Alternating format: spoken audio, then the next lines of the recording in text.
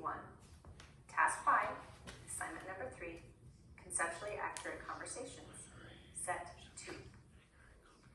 Using run. Boy, did I ever have a run of bad luck. First I run in my stockings. Then my son was run over by a car. My friend was run in for drunk driving. My car ran out of gas. My daughter left the water running in the tub and it overflowed. The washing machine broke and I had to run the clothes through a second time. My shoes are run over at the heels and need fixing. The secretary at work ran off with the money from the plays we did. My favorite baseball player did not hit a home run yesterday. Then that idiot congressman said he would run for president. I felt like running into a wall or running an ad in the paper for a new brain. Maybe I could just get on the train that runs from here to Seattle and just stay there. But I heard they don't run every day.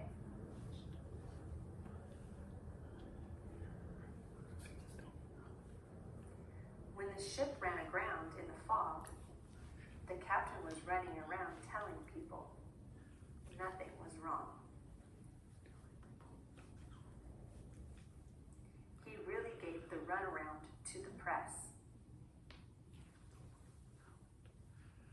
He had to run people away from the dock because everyone wanted to see. I happened to run across the article in the newspaper later and they said the captain had run up a big gambling debt. The article ran on about his troubles. Perhaps he shouldn't have been given the run of the ship so soon. He was runner-up in the contest for Captain of the Week. But he was run-of-the-mill person. But maybe we are running him into the ground.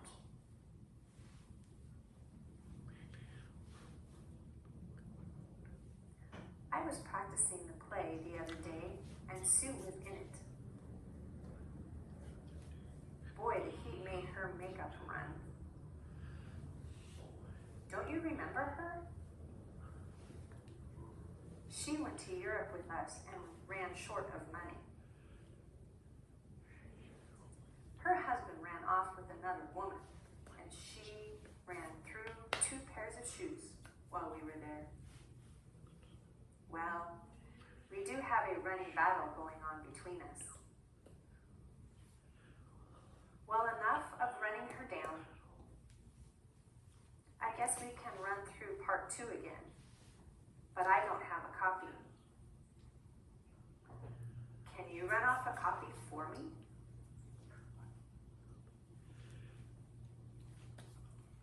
Using break and call.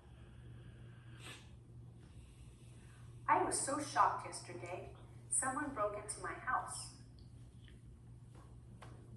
I called, "Is anyone here?" into the house, and then decided to call my husband to come and help. He told me to call the police. When I did that, they asked me about the break-in, and then they came out and called on the neighbors to see if they had seen anything. The neighbors said they hadn't seen anyone break into the house. The police came back to see if anything was broken. We called and reported it to the insurance company and found out that the company was broke. stuck.